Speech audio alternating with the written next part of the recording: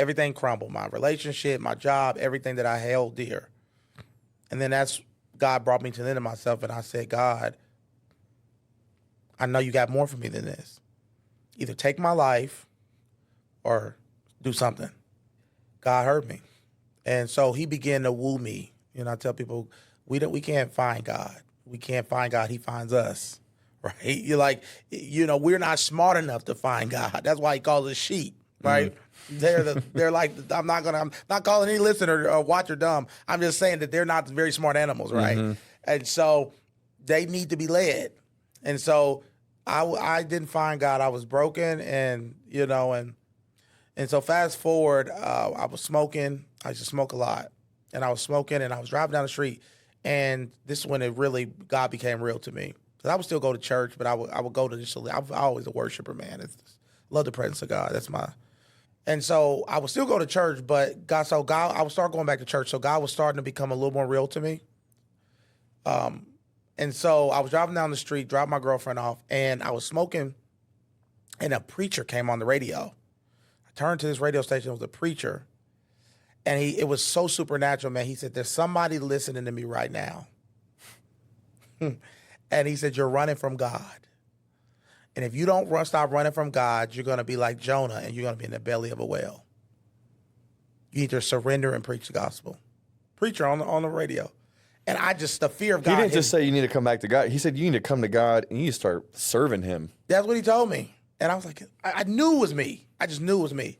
The fear of God hit me so hard, man. I was just tore up. I just typed in Bible colleges, right? Where's the nearest Bible college? It was like Dr. Martin Luther King School. It was a school called Dr. Martin Luther King University. It was a seminary in our city. And I just went there, and I was like, I think I'm called to preach the gospel. And she said, what are you called to do? Are you called to be a pastor? I said, I think I'm called the evangelist. I don't know. What's an evangelist? Right? At the time. And she said, they just travel and preach the gospel. I said, that. Sign me up for that. You didn't even know. I didn't know. I just wanted to feel in a fear that I was feeling to stop. Oh, that's funny. And so I signed up, and later on down the line, I would eventually because I didn't have a lot of support at the time. I was diagnosed with ADHD as a child. So I went to 30 different colleges. So my mom, and for her, she didn't think it was real. She thought I was, just kind of a phase. Mm-hmm. And so fast forward, I overdosed on K2. In my apartment. Me and that girl had moved into another apartment together because the drug dealer she was dating, cheating on me with, kicked in the door, was threatening to kill us. So we had to flee to another apartment. And overdosed on K2. I saw a demon step out of the screen and run through the apartment. Right? It froze. The TV froze by itself. All the pictures start falling off the wall. Right? And yes, in the apartment. It was a fear. Like an Exorcist movie. Like an Exorcist movie. Yes. Wow. And I stood up, but I felt like all the energy left my body, and I felt like fire start coming up slowly.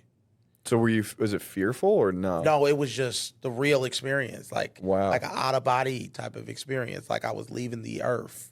And I smoked a lot, so it wasn't like something that was in my head. It was real, and I felt like I was leaving this earth, and then. What I didn't know is a lot of people had died from that drug that year, right? Over 300 people had died from that drug that year, right? And they banned it from the gas stations and all that stuff. And I heard the audible voice of God. I haven't heard the audible. I hear the voice of God a lot, but I've only heard the audible voice once or twice. And the audible voice of God said, I've called you to preach the gospel. You've disappointed me. Yes. Said I had great things for you. I was planning to preach the gospel around the world. And I just felt like I grieved the heart of God. I was so broken. I said, God, if you give me mercy, I'll preach the gospel. I'll never turn back again. And sure enough, after I made it out. I crawled down the stairs, got taken to the hospital. Moved in with my grandmother. He sent a mentor, a woman of God that carried the love of God like no Christian I've ever met. Just a loving person. She mentored me. She gave me a book by Howard Storm about his descent into death. Talked about how he was an atheist, how he had died and went to hell. And it scared me straight. And I was like, I don't want to go there. And gave my life to the Lord. radically, and my life was never the same after that. Was that the moment you got free from stuff? If you enjoyed that clip and you want to watch another video like it, you can just click right over here. Or if you want to see my other channel, Directed Life, full-length interviews and really deep conversations, you can click over here.